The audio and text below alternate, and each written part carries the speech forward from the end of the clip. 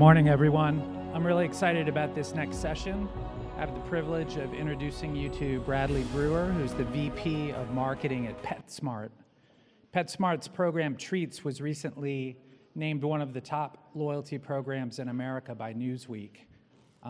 Bradley's going to share with us how they've grown loyalty from a cost center to a revenue center, all while delivering on their mission of anything for pets.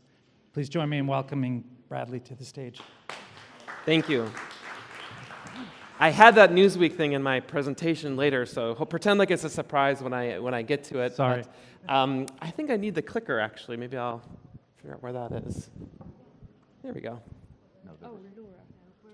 So I brought a bit of Arizona with me today, and that's my dog, Blue.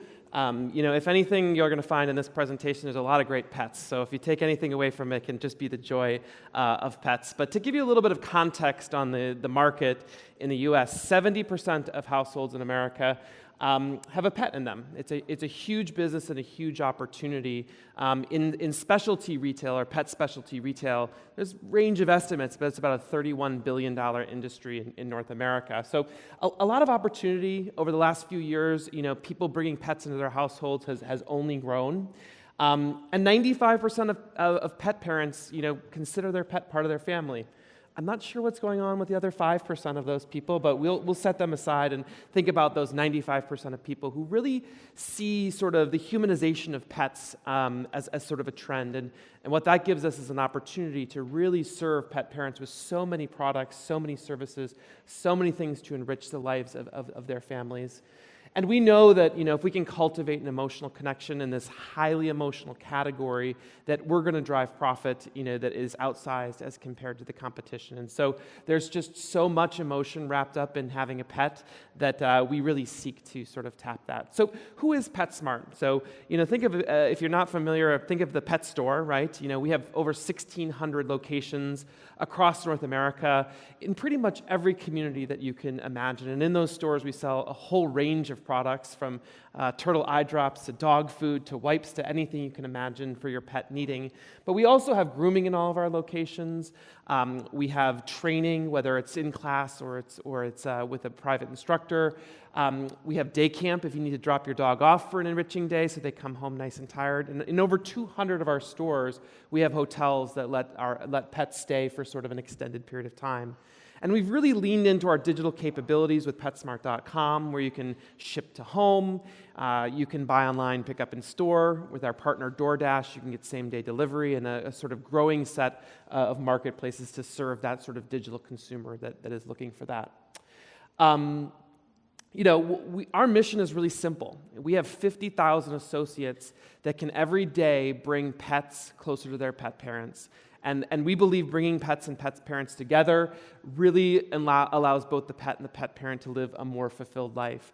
Our 50,000 associates are a really powerful tool for us as we think about customer loyalty, right? They're not just a billboard, but they're an ambassador for our program, and they're making those day-to-day connections with our customer and really living up to our brand mission of anything for pets, which I'll talk about in just a moment.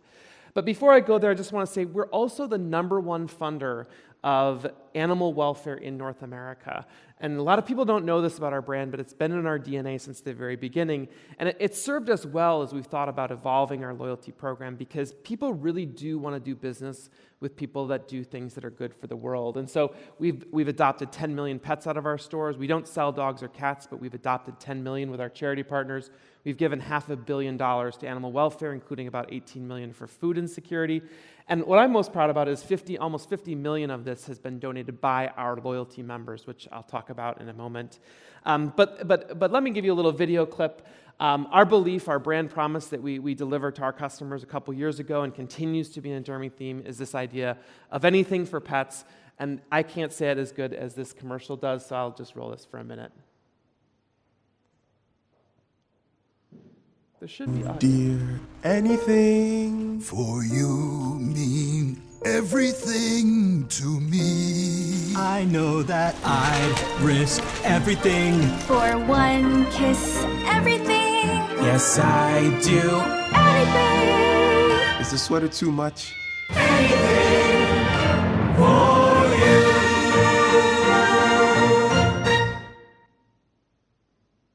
All right, so our pet parents will truly do anything for pets, and so too will our associates. Pets are an essential part of our families, and we do so much for them. And part of that comes to life in sort of our loyalty and how we reward our pet parents, because we believe that our loyalty program, which is called Treats, is one more way that we let pet parents deliver on that promise of doing anything for their pets. So I'll give a brief overview. There's a lot of features and benefits to the program, but at the simplest level, you earn 8 points per dollar on any purchase of product, service, or any donation to our charities that you make. 1,000 points equals $2.50 of value that you can accumulate over time.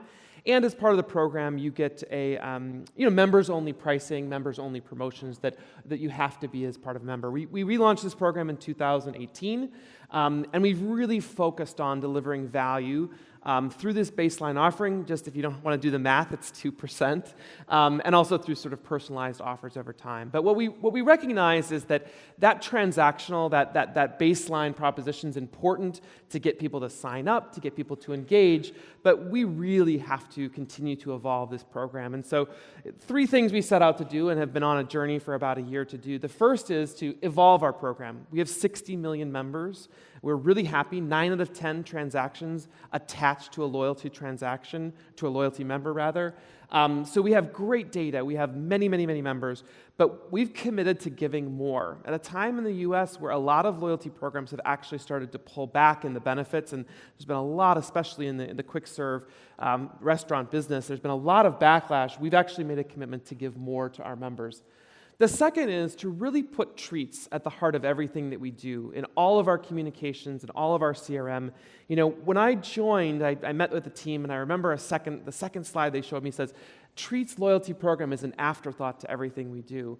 It was involved in like less than 15% of all of the comms, and it wasn't coming to life. This great program that had been spent with so much energy to build, but it just wasn't showing up. So we said we're going to put it at the center of all that we do, and then we really were going to think about not just serving the short-term needs of the business and of the customer, but really building lifelong loyalty so that our experiences are so compelling, emotional, and easy that we get that customer for a lifetime, which is the hard thing, but the thing that we're all sort of chasing. We bring our program to life in a lot of different ways. Email is by far our biggest channel where we see the most customers engaging with our program, but we've also built out other channels of engagement, whether it be our app and push notifications, our in-store receipt messaging on that paper receipt that you receive. We have a big SMS marketing program where more customers are choosing to engage, and we've dabbled some in direct mail, as well as really trying to bring on our social channels, talk about our loyalty program more. So following customers, following influencers, letting them tell the story of how they've got value from the Treats program. And as you know, there's just so many customer journeys that we have to solve for. So, there's 60 million members. They have email addresses and SMS, and we have a lot of different ways to serve them. But we really take seriously this idea that everyone is on their individual journey, and we have to figure out a way to serve on that journey. And so we think of personalization in sort of a 6-step process, right? So the first 2 steps are really around gathering data of those 60 million members. 9 out of 10 transactions will be attached to a member. So that's billions of dollars worth of sales and millions of members. And it's not good enough just to have the data, right? We actually have to curate it. And we have to put it into things that are usable for marketers that are going to actually go out and develop programs. And so we do a lot of curation, and that's in the form of data products. It's in the form of models and data science. And then we really have to sort of pair up 2 things, right? 3 and 4, the decision of who's getting it with what we're giving them. What are we serving the pet parent with? What is the content that we're putting out there? And 3 and 4 are really the hard work, the work of how we bring the loyalty program, its offers, its messaging strategy to life to the customer. And then in 5, you deliver it. In 6, we measure. And obviously the measurement informs sort of the full cycle as we go through. We've got a lot of tech partners that are involved here. I'll mention that the cognitive team who's with us today is our loyalty engine and truly the backbone of how it is that we're able to issue points, let people redeem points across a pretty diverse set of stores and online experiences, but also powers our offer strategy, which I'll talk about in a moment, that's really critical to our growth as we go forward and think about how we do offers. But we really want to put our journey on our member on a journey. We have a big program around seasonal newness and holidays, and we're always going to talk to you about Halloween costumes and Christmas and all the key moments in retail. And we do that pretty well. And in fact, we've taken a lot of that communication and put more personalization and more targeting, more segmentation. We don't send cat offers to dog owners or vice versa. We've done pretty well with that.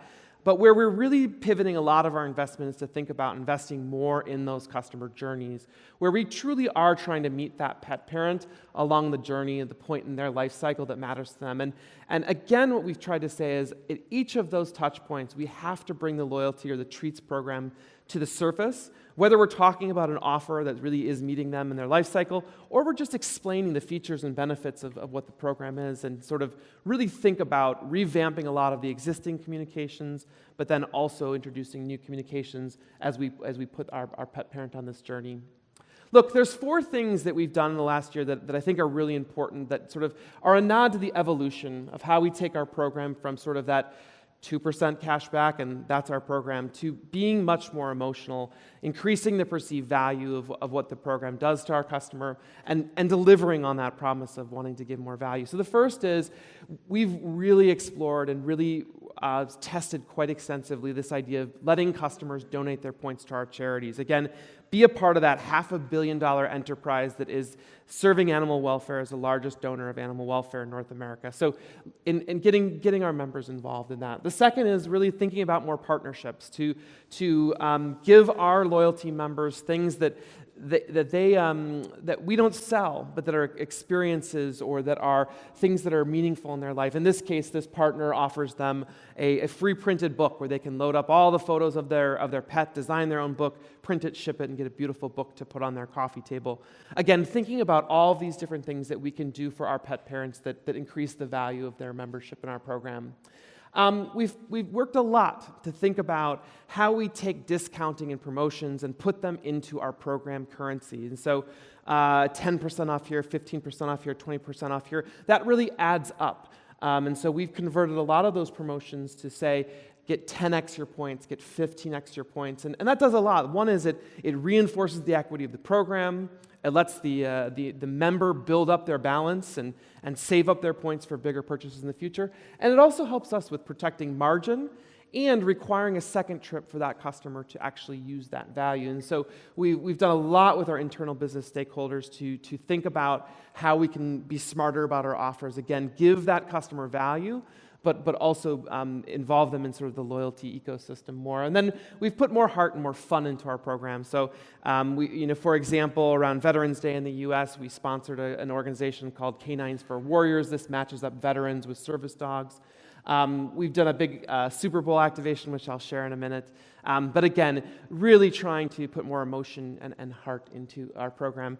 And for us, on our journey to really think about how treats comes to life in more places than one, it really culminated in holiday last year, where our national TV advertising included a mention of our treats program, which was a huge milestone, going from it's an afterthought to now it's at the center of our national ads. So I'll just share that real quickly.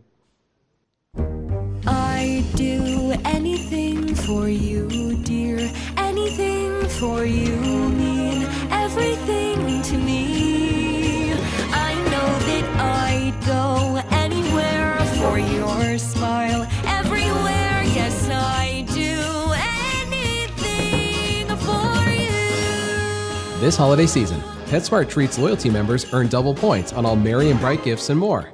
PetSmart, anything for pets. So if you've ever worked in a company trying to influence the people who do the TV commercials, it's actually really hard. But we had a really great set of traction with our brand partners to really think about how we can talk about loyalty as a key differentiator for what our brand is and what it is, and how it helps pet parents do really truly anything for pets. I talk to a lot of pet parents who really do like the idea of accumulating their points, saving their points over time, and then using it to treat their pet to a Halloween costume or Christmas costume or something that's just a little bit special. It goes above and beyond just serving sort of the needs of food and litter and other things, so to speak.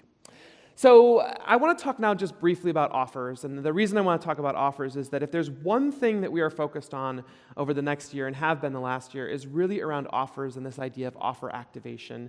Our loyalty program, sort of, if you look back, is sort of one size fits all. It was like everyone gets this 2% back, everyone gets all these offers, and we really put out offers to everybody, and in some ways it's a quite expensive thing to do to make offers available to everyone. And so we've really made a big pivot in partnership with our loyalty platform, the Cognitive team, to think about how it is that we personalize and target more of our offers. So an activatable offer in our program really can be activated 3 different ways. The first is you can go into your app and you can see all of your offers and click to activate it.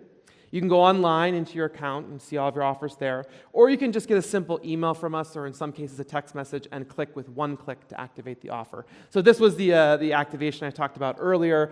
We offered people 500 points for every touchdown that was scored in the Super Bowl. We are based in Phoenix. The Super Bowl was in Phoenix. PetSmart was the sponsor of the Arizona host committee, and so we wanted to keep some noise around this. So in the middle, we invite people to activate their offer.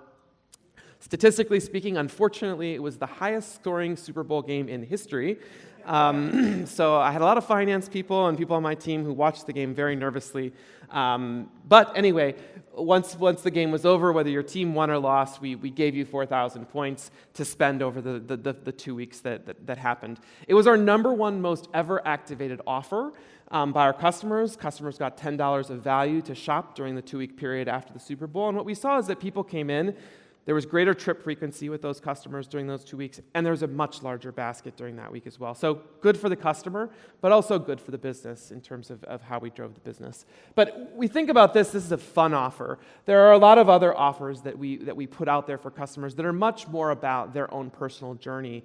And over the last year, we've seen 147% growth in offers, so members activating offers on a weekly basis. We really would like every member to go in at least once a week, check out their offers, and activate a few. So we've seen growth of that statistic. This year, as we get into February and March, we're on an easier comp, but we're seeing sometimes in the range of 700% to 800% growth here. And we have a long way to go. We have 32 million active shoppers. Although this growth is great, we still have a gap between what we're seeing today and what that 32 million members is. But I like to think of the app or the website or the email as the guide. And the more that we can see a customer in store or planning their trip, sitting at home, shopping online, and thinking first about seeing the offers that are targeted to them, we believe it drives the incremental behavior. And so in 23, if we look at our offers here in the second bar chart here, we made a lot of progress, right? Whereas that bar chart probably would have been 100 of just broad offers that everyone gets. We made some headway, and 38% of our offers were truly targeted versus given to everyone. And this, again, is where we've worked with the Cognitive team to really think about how we use the platform, not just to earn and redeem the points, which is enough hard work as it is, but to actually put targeted offers out to our customers that are relevant to them, that really meet their specific need on their life cycle. So an example here is replenishment, this idea that we need you back in our store almost 12 times a year to replenish your food, your cat litter, your filter. And so we've put together a personalized program that really targets you with an email message. It thinks about your propensity to return, what the offer is, how responsive you are to those offers, gives you some secondary content. And so again, all of that sort of simple email about replenishing your dog food really actually being powered by a lot of science and intelligence about predictions of when you should be back, predictions of what offer is going to work best for you, and really help you, especially in this world, to make sure that you're replenishing your pet's food. And we'll extend this, right? There's a lot of things we sell that are a lot less obvious to replenish than dog food, right? Like think your filter in your tank. Think of your hamster and the hay in their enclosure. There are a lot of things that we have to get better at helping our customers to replenish, and the loyalty offers are one way we're driving that. You heard this at the beginning, so this was the bragging slide that every marketer has to put into their presentation, but we were excited about a month ago to hear from Newsweek we were ranked as one of the top loyalty programs in America. This is based on consumer feedback. We actually don't pay for this. We don't have anything to do with it, but that really looks at benefit, trust, satisfaction, willingness to use, easiest to use the program. So we're really proud of the progress we've made, but also really thinking hard about how we continue on our journey to really bring the Treats loyalty program to the front and center of all that we do. And so I'll end with just a few comments on sort of where we're going. The first is to say that we really see loyalty as a true platform. And so if you think of the outer edge there being data collection and understanding our customers, we really think that loyalty can really play in the full circle of experience and digital engagement, all of our promotions, everything that we do. And so today, we're on a journey from seeing some inconsistency, right, where I talked earlier about not always showing up, to really being the piece that powers our experience, that gives us that single view of the customer and gives us an opportunity to influence every single member interaction across every channel. And that's the journey we're on. We're definitely not there, but we really aspire to it, and we have a lot more people internally thinking about how it is that we'll get there together. And this mood board just kind of speaks to this idea that the future of loyalty for us is about taking that baseline value proposition and the transactional nature of it and really expanding to something that's more emotional, right? So it's more than just discounts. It's things like access, participation. It's a crucial part of caring for your pet. Our pet parents want to be the hero to their pet. And that's not always easy. Pets are hard. They can't tell us exactly what's going wrong with them. And so we want our program to be able to help be part of that care experience. And then that we celebrate our pet parents, right? We all know that there are very few things that truly bring all people together and have a common love for anymore, but pets are certainly one of those, and so we want to celebrate our members as part of that.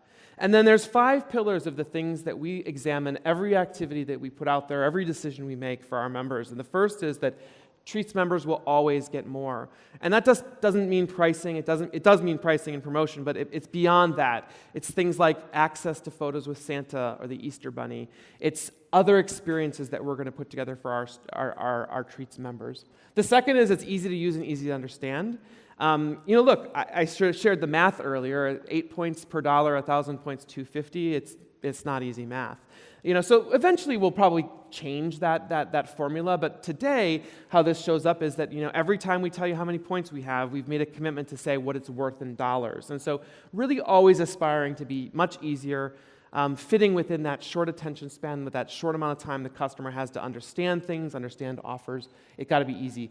Our program is free to join, and the day you join, you will always have great benefits. So we are very committed to the program at its base offering to feeling very, very compelling. If you're a monthly shopper with our Treats program, you will earn about $90 of value within a year. I've challenged my team to try and get that to 100. I get a lot of looks, but we want to make sure that we're really delivering a lot of value to that base member. But we also want to reward loyalty. Today, everyone sort of gets the same. If you spend $1,600 a year with us or $5,000, you get the same access to the program. And so we're really thinking hard about how it is that pet parents who become more loyal get more from the program. People expect to get more if they give you more loyalty. And so we're really thinking about how we take our top customers and give them extra rewards. And then, as I said earlier, our loyalty program will always be part of our brand promise of delivering on anything for pets. We really think this is an important vehicle to empower our pet parents to be able to do more for their pets on their journey. So that's just a bit of where we're at, and I just want to say thank you.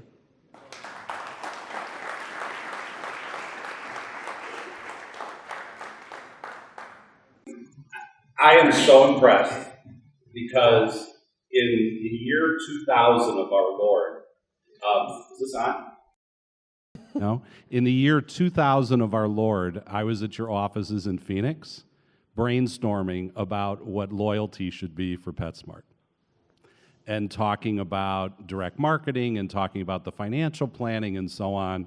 Beth McCormick and Dawn Yetzi, I worked with at American Eagle, and they ultimately, supported you from an IT standpoint. I'm absolutely amazed. Yeah. You guys just checked every single box. I'm just so impressed. Thank you. It's interesting you should say that because I got there and a lot of the hard work technologically had been done, right? And so in some ways, we spent the last year in the mantra of let's do more with what we have. And I think sometimes we're caught in this like, well, we gotta relaunch the program, we gotta rebrand the program, and like, well, what about just taking more of what we have? Like, and we found ways, right? Donating your points to loyalty, we found ways to do it. But thank you for that. Yeah, just absolutely brilliant. So there were three things that you didn't mention. One was community.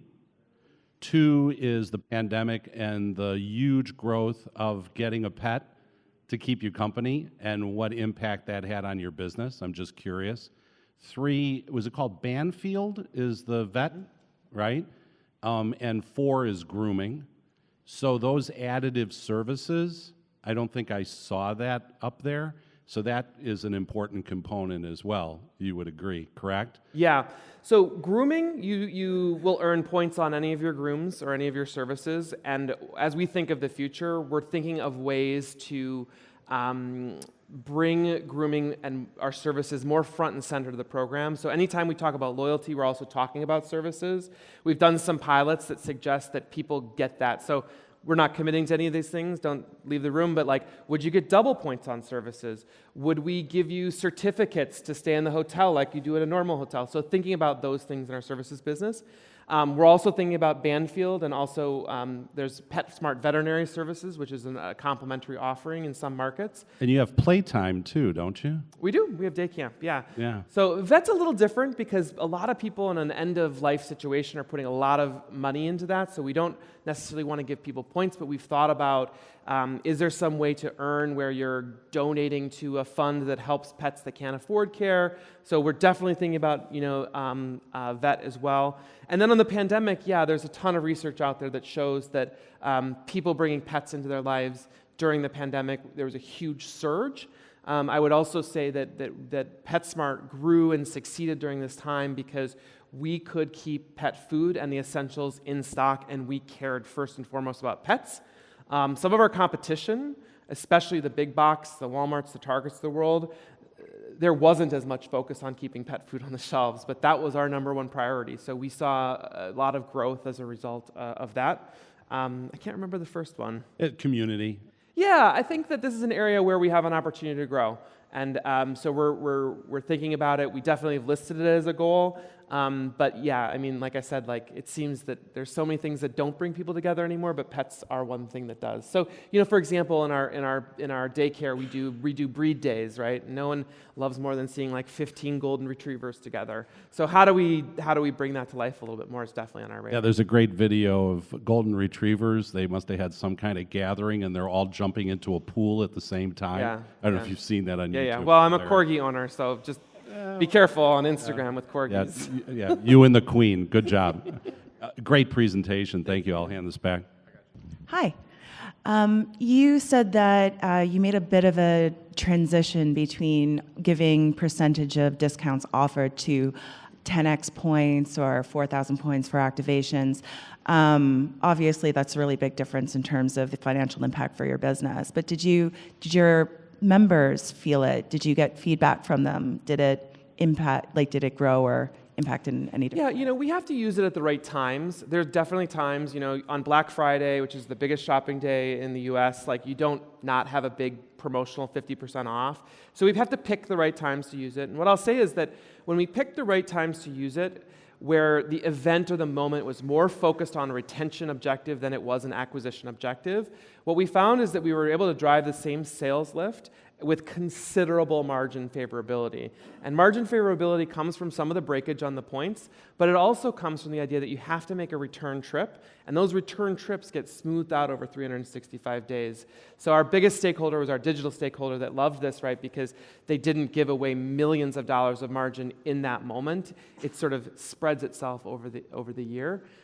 So again, we found the right balance, but again, in member feedback, members who are going to make trips with us multiple times a year, they're saving up that balance. So we did 15x points on Cyber Monday. That's 30% back to you. And for a lot of our customers, who stocked up in that time frame, they made big purchases of things that were much more discretionary in nature following that. So we got a lot of great feedback from it. But again, it's a balance of getting the formula right, but You know, in retail and in retail in the U.S., margin is really important to think about, and it's not. You don't have to save a lot to have a big impact on your business. You didn't call it out, but you had a short window for where those bonus points were expiring.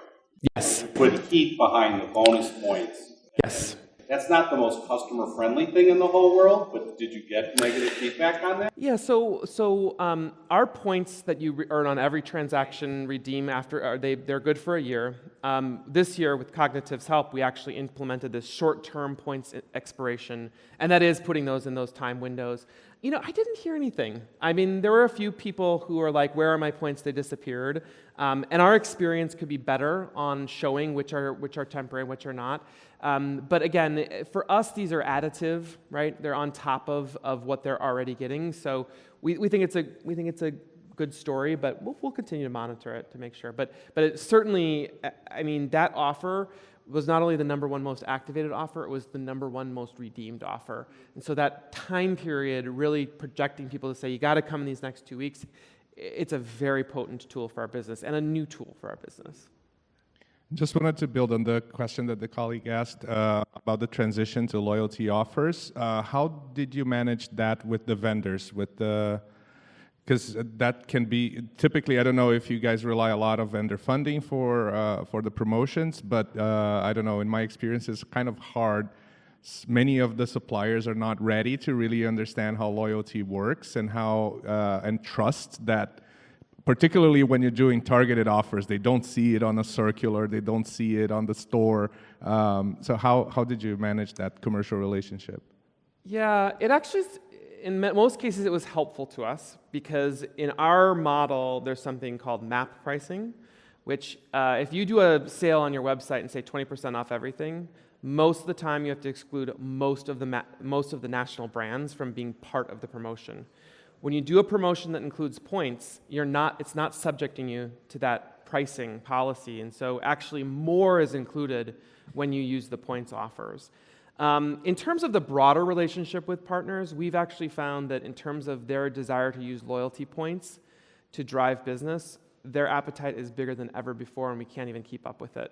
And part of it is they'll still do national commercials and national promotions and things like that, but they love the idea of the targeting, the personalization, the journey that we're putting customers on. So, we're actually balancing a huge influx of demand on that. But it's also driven by just them seeing when Blue Buffalo does something and really works for them, people talk. Hi, Bradley. Here. Great program, thank you. 2 questions I have. One is, the real customer that you're having is the pet. So what's the role of the pet in your program, I was wondering? And the second one was, you also showed some level of personalization you're having, depending on what kind of pet the pet parent has. How far do you go? With cats and dogs, I rather assume it's simple, but there are so many pets out there. What's the level of personalization you're also going with? Birds, with reptiles, or how many segments do you have there, I wonder? Yeah, so we have, I would say that we are best in dog and cat, as you'd imagine, the biggest market. But we have, for example, a specialty pet parent onboarding series that we've launched in the last year, and that does really go into reptile, small pet, and bird, and aquatics. So if we sell it, we try to make sure that we have a communication sequence around it. If you only own a guinea pig, you're probably not going to get 6 emails from us a week about that. But we're pretty committed to covering the full need of the pets that we serve in our stores. And look, there's 2 ways that you can get that communication. One is you can actually update your pet profile, and you can put unlimited pets in there and information about them and celebrate every birthday that you want. But then we also infer a lot from people's purchase behavior of what they've bought and making sure that we're matching up the comms with them. So it is across those, but specialty pet, which is kind of everything non-dog and cat, is a big area of focus for us because we've done well. We could always do better in dog and cat, but we've really put a lot of focus on that. What was your first question? The role of the pet in the program. Yeah, so look, I spent a week in the stores working with the store team, and I've worked in retail for 20 years, and there's nothing more challenging than working in pet specialty. The extents that we go to around pet safety and pet health is incredible. And so in some ways, our stores are very focused on the pet, their safety, and their health, in ways that you can't even imagine. And so we're really proud of that. We're really proud of what our stores put into that and what our teams put into that. When you think about it from a loyalty perspective or a CRM perspective or even a marketing perspective, the pet parent is the decision maker, right? Yes, occasionally a pet will come in our store and pick their favorite toy, but in terms of the bulk of the commercial value, we really have to enhance that relationship with the pet parent. And we believe in making a good relationship with the pet parent and talking about the loyalty. We can then inspire them to use what they've earned through their purchases to treat their pet. So the connection is there, but it's interesting. We've been talking a lot with, actually with the Forrester team recently around this unique piece of our business and how potentially maybe we could distort more into the pet parent and it have those residual benefits to the pet. But pets don't read their emails, unfortunately. Thanks, everyone. I appreciate it.